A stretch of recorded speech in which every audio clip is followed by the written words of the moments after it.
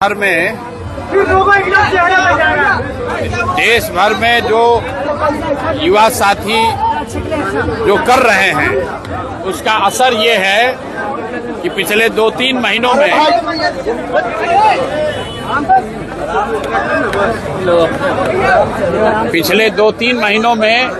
आप देश में लोकतंत्र की ताकत को देख रहे हैं। इसी बिहार में पिछले 3-4 वर्षों में जितनी बार कोई प्रदर्शन करने आया हो, चाहे समाज का कोई भी वर्ग हो, सब पर लाठी चली है। आज कम से कम लाठी चलाने से पहले सरकार या प्रशासन 2 बार सोच जरूर रहा है। ये लोकतंत्र की ताकत है और एक तरह से बेहतर बात है। छात्रों के जो जायज मांग हैं उस मांग को सरकार को मानना चाहिए, चाहे वो टीआरई का मामला हो या अन्य जो छात्रों के मामले हैं। छात्रों के इन मामलों को सरकार दबा नहीं सकती है और हमने ये पहले भी कहा है कि जो कुछ भी जंतर मंतर पर हुआ है वो वन ऑफ नहीं है।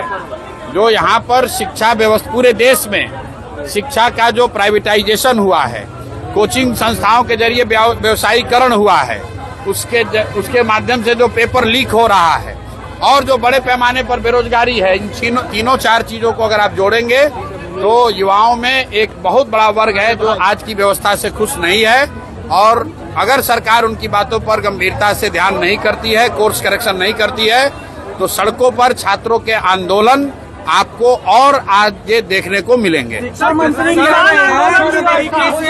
तेजस्वी यादव को कहना पहले 10वीं पास कर ले। जो लोग मुझे खोज रहे हैं तो हम तो यहीं पटना में ही हैं, रोज यहीं पर घूम रहे हैं। सर, किसानों ने भी आज आंदोलन किया है, हम जमीन नहीं। किसानों का जो आंदोलन है, ये जो 11 सैटेलाइट सिटी बनाने की योजना की घोषणा सरकार ने की है, तुरंत फुरत में बिना कुछ समझे हुए बड़े उद्योगपति और बिल्डर्स को मदद करने के लिए बिहार के सामान्य परिवार के किसान, सामान्य मध्यम वर्गीय किसानों के जमीन को औने पौने दाम पर लेकर बड़े उद्योगपतियों को, बिल्डरों को देने की जो साजिश है, और 1 साल उस जमीन पर कुछ काम नहीं होगा, कोई खरीद बिक्री नहीं कर सकता है, उसके खिलाफ समाज में व्यापक असंतोष है।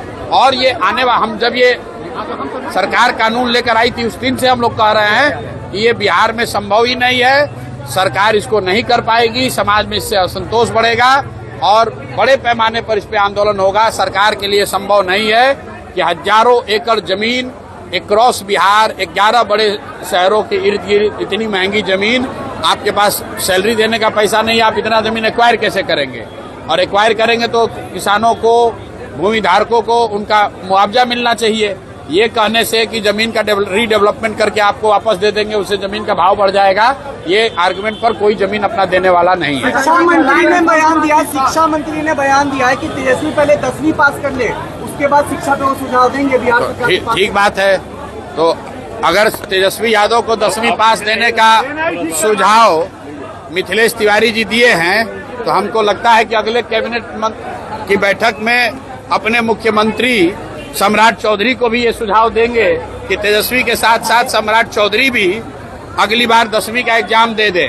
मैं तो बिहार की जनता की ओर से, पढ़े लिखे युवाओं की ओर से, उन सारे लोग की ओर से आग्रह करूंगा कि यहाँ के नेता, मुख्यमंत्री सम्राट चौधरी और विपक्ष के नेता तेजस्वी यादव, दोनों आदमी अगली बार मैट्रिक का एग्जाम देकर पास हो जाए, ताकि यहाँ के लोगों का विश्वास हो कि भाई इनको ये मैट्रिक भी पास अपने दम पर कर सकते हैं। दोनों को अगली बार मैट्रिक का परीक्षा देना चाहिए।